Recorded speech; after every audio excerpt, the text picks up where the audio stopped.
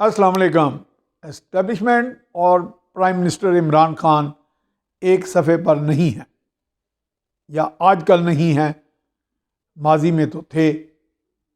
ऐसा बहुत से लोग जो तज्ज़ियाकार हैं, जो स्ट्रेटजिक तज़वीराती या दिफाई मामलात पर एस्टेब्लिशमेंट और रियासत के बहुत से मामलात पर नज़र रखते हैं, वो कुछ कह रहे हैं। और ये मौजू कब जाके छिड़ा, ये सारी बात कब छिड़ी, ये बहस कब छिड़ी कि जब हाल ही में हमाद अज़हर हमारे वज़ीर ख़जाना जो ने आए हैं, उन्होंने एक कॉन्फ्रेंस की और कॉन्फ्रेंस में कहा कि पाकिस्तान में जो चीनी की कीमतें हैं उनको उनके अंदर थोड़ी म्याना रवी लाने के लिए, लोगों को सहूलत देने के लिए हमने बाहर के ममालिक से चीनी मंगवाने की बात की या सोचा, फ़ैसला किया। और कहाँ पे किया? पाकिस्तान की सबसे बड़ी एक मुआशी जो इक़्तिसादी राब्ता कमेटी जिसे कहते हैं इकनॉमिक कोऑर्डिनेशन कमेटी, जो इस मामले में सबसे अहम मैं समझता हूँ कमेटी या बॉडी समझी जाती है हुकूमती, वहाँ पे फ़ैसला हुआ जिसकी सदारत या जिसकी सदारत के फ़राइज़ जो हैं या सदारत का इख्तियार जो है वो आजकल वज़ीर आज़म के पास ही है। वो कलमदान चूँकि कॉमर्स का, तजारत का उनके पास है और उन्होंने उन पर दस्तखत भी किए जिसमें कुछ ये फ़ैसले किए गए।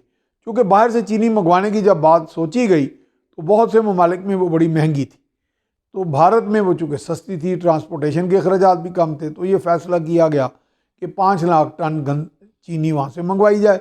और इसी तरह कपास का भी फ़ैसला किया गया क्योंकि वहाँ पे ट्रांसपोर्टेशन की कीमत भी कम है और अर्जा नरखों पर ये दोनों चीज़ें मिल जाती हैं। कपास की इसलिए ज़रूरत थी कि पाकिस्तान में अब पाकिस्तान को एक्सपोर्ट के काफ़ी ऑर्डर्स मिल चुके हैं और साथ ही गालिबन 24 घंटे भी नहीं गुजरे थे कि ये फ़ैसला रिवर्स हो गया और कहा गया जी काबीना ने ये मुस्तरद कर दिया।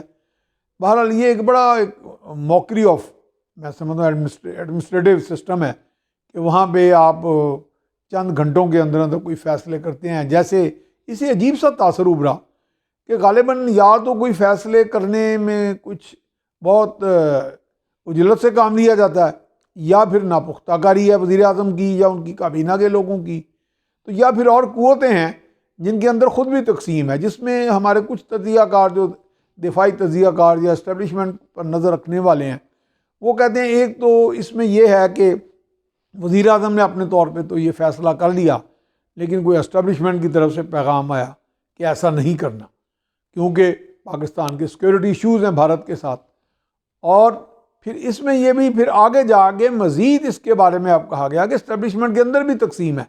और बड़ी हैरानकुन बात है, ये कैसे हो सकता है? ये लोग एक डिसिप्लिन इदारा जो जहाँ नज़्म व नस्क और चिड़ी नहीं पर मारती, वहाँ पे ये कहा जा रहा है कि एस्टेब्लिशमेंट के अंदर तकसीम है कि टॉप ब्रास कुछ सोच रही है, दरमियाने रैंक्स कुछ सोच रहे हैं, और जो वहाँ पे एक बाकायदा फॉर्मेशन पूरा सिस्टम होता है, वो जो कोर सारी टीम होती है या फैसला साजी की और रिकमेंडिंग अथॉरिटीज़ की, वहाँ पे सोच कुछ और पाई जाती है। तो क्योंकि इसमें मैंने तो बल्कि एक तज़िया पढ़ा था प्रिंट में छपा वो, लेकिन वो बहरहाल प्रिंट के बारे में ये नहीं कहा जा सकता कि वो हमारे साथ को बहुत ही को मुखलिस हैं, लेकिन बहरहाल चूँकि बातें चलती हैं तो हम भी बातें ही वो करते हैं जो हमारे सामने आती हैं। तो बातों को डिस्कस करना चाहिए हमें कि क्या ऐसा तो नहीं है और क्या किस तरफ जा रही हैं चीज़ें। इनके डिस्कस करने से बेहतरी आती है। मैं समझ रहा हूँ कि हमारे यहाँ अगर एस्टेब्लिशमेंट के अंदर भी तकसीम है तो उसका भी हमें पता होना चाहिए, और मेरा ज़ाती ख्याल है कि ऐसा नहीं होना चाहिए। और क्या एस्टेब्लिशमेंट अगर आपस में एक सफ़े पर नहीं है और अगर एस्टेब्लिशमेंट बाहर की और मुल्क की जो है वज़ीर आज़म के साथ एक सफ़े पे नहीं है, तो ये क्या एक खिचड़ी पक रही है। क्योंकि इसमें जब हमें मोहित यूसुफ साहब कह रहे थे अगले रोज़ कि जी अब पाकिस्तान वो जो जियो स्ट्रेटजी को तज़वीराती दिफाई मुआहदे करता था, वो उसकी बजाय अब वो मुआशी मुआहदे करेगा और डेवलपमेंट पार्टनर्स, तरक्की के पार्टनर्स ढूंढेगा। तो तरक्की के पार्टनर्स जो हैं तो उस पर ज़्यादा काम किया जाएगा क्योंकि पाकिस्तान अब जियो स्ट्रेटजी के बजाय जियो इकनॉमिक लोकेशन बनेगा। तो ये जियो इकनॉमिक लोकेशन तो बड़ा अच्छा मॉडल है। इसमें हम पाकिस्तानी खसूसियात के साथ इसको अपना सकते थे। जैसे चीन ने एक जियो इकनॉमिक लोकेशन बना दुनिया की, और कहाँ का कहाँ पहुँच गया। उस दिन सदर बाइडन जो अमेरिका के, वो भी कह रहे हैं कि जी वो दुनिया की सबसे बड़ी पावर बनने लगा है। और पावर से मुराद इकनॉमिक पावर है। अगर इकनॉमिक पावर होगी तो मिलिट्री पावर भी आ जाएगी। दुनिया में आपका असर रसूख होगा, आपकी बात सुनी जाएगी। आपके हुक्म की तामील की जाएगी, अगर हुक्म ना भी देना चाहे तो आपकी बात सुनी जाएगी, आपका असर रसूख होगा। तो चलो एक अच्छा स्टेप था, गो कि हम चलो अगर कौवा चला हंस की चाल अपनी भी खो गया, अगर हम कौवे ही हैं लेकिन किसी की चाल अपनाएंगे, कहीं से कोई अच्छी खसूसियात वाला मॉडल ले आएंगे तो काम चल जाएगा। यहाँ तो हम तकसीम से नहीं बाहर आ रहे। कोई आप इंटरनेशनल इस्टैब्लिशमेंट या हमारे मोहित यूसुफ जो हैं वो कहते हैं मैं पॉलिटिकल हूँ, गैर सियासी हूँ, और वो कहीं से अगर वो इंटरनेशनल इस्टैब्लिशमेंट के साथ एक सफ़े पे हैं और वो पाकिस्तान को जियो इकनॉमिक लोकेशन बनाना ही चाह रहे हैं, तो वो बन जाना बेहतर था कि बजाय कि उसमें फिर अचानक हम फिर यहाँ पे एक सफ़ा या 2 सफ़ों वाली सारी स्टोरी चल जाए।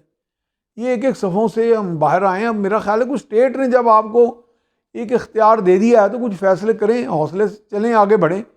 और हम समझते हैं कि रियासत के तमाम जो अहम सतून हैं उनको तमाम चीज़ों को ये समझ के कि मुल्क के हमारी क्या नज़ाकतें हैं, क्या हिसासियत है और क्या हम सिक्योरिटी के पैराडाइम से बाहर कभी आ सकेंगे, इन मामलात को अब हल होने का वक्त आ गया है। और मेरा ख्याल है कि अब इसमें मज़ीद ताख़ीर नहीं होनी चाहिए।